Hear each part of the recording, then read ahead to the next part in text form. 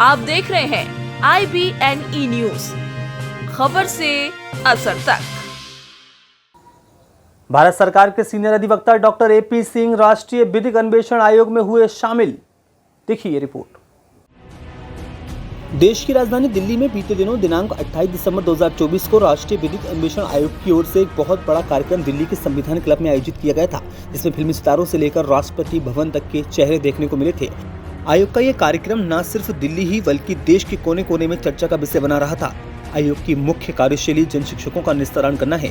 जिसके फलस्वरूप आज देश में तेजी से अपने पैर पसार रही संस्था राष्ट्रीय विधिक अन्वेषण आयोग में दिन प्रतिदिन बड़ी से बड़ी प्रतिभाओं की एंट्री होती दिख रही है। सोमवार को राष्ट्रीय विधिक अन्वेषण आयोग के चेयरमैन अधिवक्ता सैयद शाह आलम ने आयोग के कार्यालय में आपातकालीन बैठक बुलाकर प्रमुख पदाधिकारी गण डॉक्टर AS शास्त्री अधिवक्ता भारतीय सर्वोच्च न्यायालय व डॉक्टर अजय कुमार जैन अधिवक्ता उच्च न्यायालय दिल्ली व एवं हेमवीर सिंह राज्य चेयरमैन दिल्ली आदि के साथ परिचर्चा कर देश के बड़े वकील व भारत सरकार के senior advocate doctor AP Singh को राष्ट्रीय विधिक अन्वेषण आयोग का विधिक संरक्षक नियुक्त किया गया। इस दौरान डॉक्टर AP सिंह ने आश्वासन दिया कि वह तन मन धन से आयोग का साथ देंगे तथा देश की सर्वोच्च ऊंचाइयों तक आयोग को लेकर जाएंगे।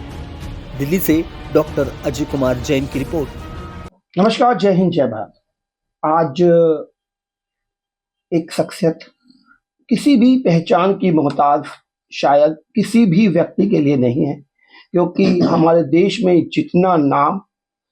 AP सर ने अपनी वकालत में कमाया, शायद ही बहुत कम एडवोकेट होंगे जो एक कम समय में इतनी प्रसिद्धि को प्राप्त किए हैं। और राष्ट्रीय विधिक अन्वेषण आयोग के चेयरमैन खुद मेरे साथ हैं, SS आलम जी साथ में आज पहुंचे हैं सर के पास कि उनको अपनी राष्ट्रीय विधिक अन्वेषण आयोग के लिए संरक्षक पद के लिए एक रिक्वेस्ट लेटर दिया जा रहा है। और ये एक बड़ी बात है कि AP सिंह सर ने हमें आश्वासन दिया है कि आज के दिन के बाद राष्ट्रीय विधिक अन्वेषण आयोग के जो संरक्षक के पद के तौर पर हमारे साथ SS आलम सर के साथ शास्त्री जी के साथ ये जुड़ेंगे। और किस तरीके से सर आयोग को देखते हैं, जैसे कि बात अभी हो ही रही थी कि प्रॉब्लम हो, क्योंकि कहीं ना कहीं अभी जो बात आ रही है कि देश में न्यायिक व्यवस्था को न्याय पाना बहुत महंगा है। और आपकी बात भी करें, क्योंकि बहुत सारे एडवोकेट्स बात करते हैं, बहुत सारी जनता बात करती है कि आप तक पहुंचना भी कहीं ना कहीं मुश्किल होता है, क्योंकि एक फीस के तौर पे देखें तो बड़ा करने के लिए एडवोकेट को देना होता है। नहीं, ये बात सही है कि हमारे देश में अभी न्याय महंगा भी है, दूर भी है, आम जनमानस की पहुंच से भी दूर है। आप देखिए कितने जेलों का, जब आप देश की महामहिम राष्ट्रपति जी ने कोट किया था, जब हमारे सुप्रीम कोर्ट में आई, तो कितने लोग जेलों में इसलिए हैं कि बॉन्ड नहीं भर पा रहे हैं, जेलों में रह जाते हैं। एक दिन सोचिए आप जेल में, और महीनों और वर्षों रह जाते हैं। तो कहीं ना कहीं in the interest of justice, जो access to justice for all है, वो कहीं ना कहीं कमजोर पड़ रहा है। इसके लिए हमें लीगल अवेयरनेस की जरूरत है, जिसे कहते हैं लीगल साक्षरता, कहते हैं लीगल लिटरेसी कह लेते हैं, लीगल अवेयरनेस कह लेते हैं, कानूनी जागरूकता।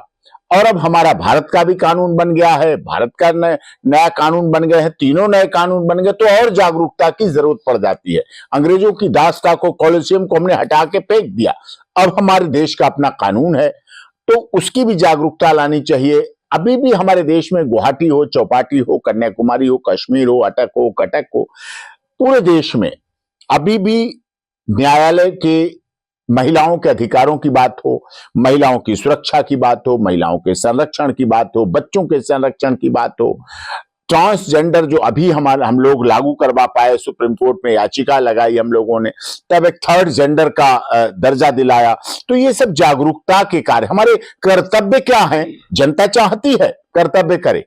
हमारे देश के माननीय प्रधानमंत्री मोदी जी ने इस देश को 10 वर्षों में इतना ऊंचाई पर ले जाके रखा, इतनी जागरूकता लाए, इतना अधिक सबका साथ, सबका विकास, सबका विश्वास और सबके साथ न्याय का जो नारा दिया, सबको न्याय मिलना चाहिए। तो सबको न्याय देने के लिए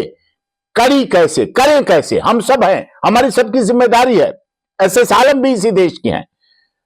अजय जी भी, आप भी इसी देश के हैं, तो हमारी सबकी जिम्मेदारी कैसे बने, उस जिम्मेदारी को पूरा करने के लिए राष्ट्रीय विधिक अन्वेषण आयोग के माध्यम से हम पूरे देश में ऐसे वकीलों की जो कर्तव्य परायणता के साथ अपनी सेवाएं दे सकें, फ्री में प्रो बोनो वर्क दे सकें, जिसे कहते हैं मुफ्त में, जिन लोगों को जरूरत है। देखिए, एक तरफ ऐसे लोग भी हैं जिन्हें कोई किसी तरह की जरूरत नहीं, लेकिन वही लोग हैं जो कानून एक मकर जाल की तरह है और उसमें धनबल, जनबल, बाहुबल वाला व्यक्ति उसके अंदर घुस जाता है और उस मकर जाल में छोटे छोटे कीड़े, छोटी छोटी मक्खियां, छोटी छोटी मकड़ी, छोटे छोटे लोग फंसे रह जाते हैं उन्हीं बातों में। तो हम इसको दूर कैसे करें? हमारी भारत सरकार भी यही चाहती है, प्रदेश सरकारें भी यही चाहती हैं। कई लोग कानून के प्रति जागरूक नहीं हैं, जागरूकता नहीं है, और यही जागरूकता राष्ट्रीय विधिक अन्वेषण आयोग के चेयरपर्सन एस आलम जी भी चाह रहे हैं, एस शास्त्री भी चाह रहे हैं, आप भी यही चाह रहे हैं, हम भी यही चाह रहे हैं। ये हमारी जिम्मेदारी है और हम चाहते हैं कि इसमें लोग जुड़े